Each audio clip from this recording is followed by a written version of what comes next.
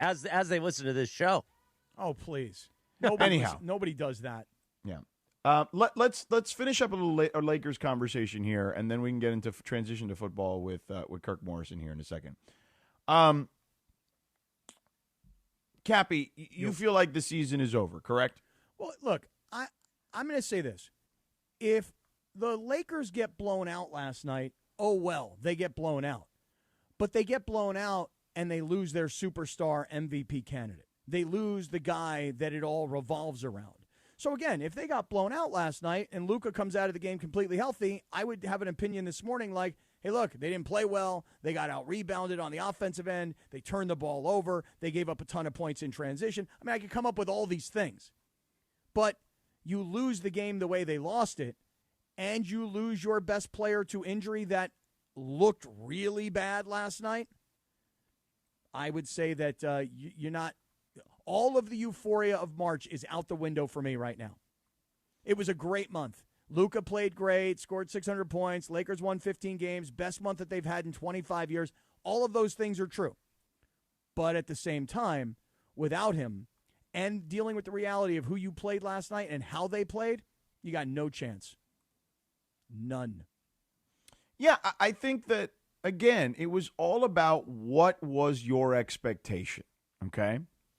If your expectation was that we're going to win a championship, then yes, you have been brought back to reality very quickly, even without the Luka injury, okay?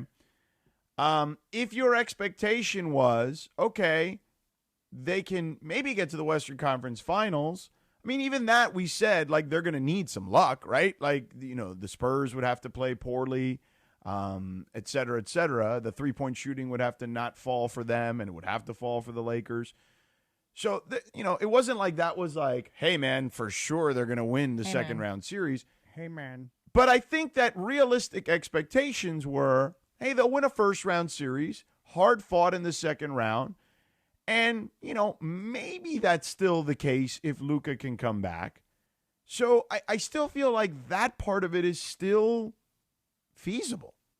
I guess for me, those things might be feasible, but I guess reality really hit me hard last night, which is I can look at the schedule, I can look at the record, and I can see that as well as the Lakers had been playing, Oklahoma City had been playing just as well, if not maybe better. I mean, if the Lakers were 15-2 in their last 17, Oklahoma City was 16-1 in their last 17. So, yeah, the Lakers have put on this great exhibition over the last month, but how many people were going, yeah, but if you think they're good, look what Oklahoma City is doing. So what I'm getting at here is that reality smacked me in the face last night, which is the Lakers cannot play with Oklahoma City. See, my hope last night was, and this, by the way, I wasn't alone in all of this. Brian Windhorst said to us yesterday, hey, Wemby's in town playing against the Clippers, and I don't even want to go to that game because I'm so excited to see what happens between the Lakers and Oklahoma City. And, George, can we agree that excitement and that anticipation was gone by the end of the first quarter? Because at the end of the first quarter, reality had set in. These are two different teams on two different planets. Yeah, I mean, that part of it, sure. But again, like, I still think the Lakers, the reasonable Lakers fan, okay. That's an oxymoron. Yeah, maybe. But I think the reasonable ones were like, yeah, man, look, if we win a first-round series, that's progress, okay?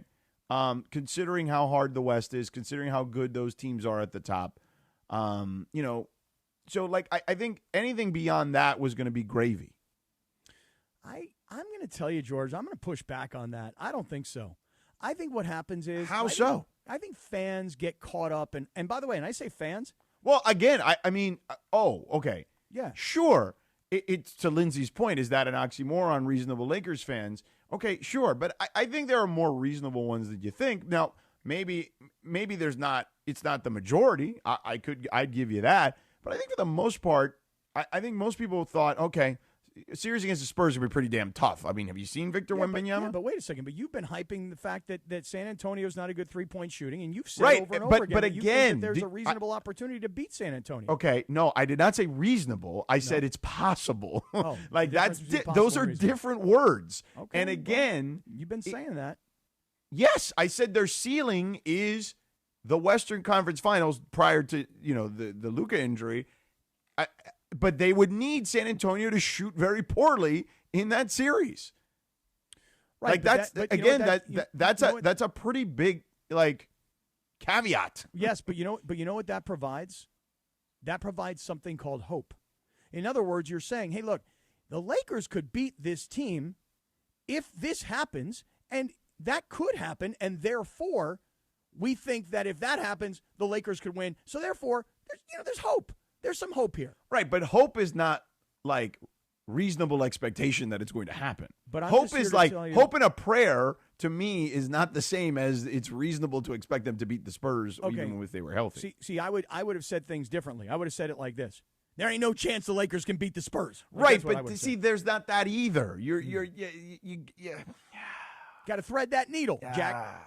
Yeah, but look, let me ask you this: it's not that it can't be that definitive. You know what I mean? Like no chance or this that. Chance. Come on, there's Cap. always a chance. No chance. Come on, man. Yeah, if Wemby gets hurt, there's a chance, and if Luka's healthy, there's a chance. But otherwise, I mean, two teams going fully healthy at each other. San Antonio is by far and away the better team because they have one guy that there's no answer for. Oh, no. Again, yes, the Spurs would be favored in that series every time, even if Luka was healthy. But, yes, there was a chance. There was an opportunity. There was a sliver of hope. There was just a sliver. By the way, you know who I haven't mentioned?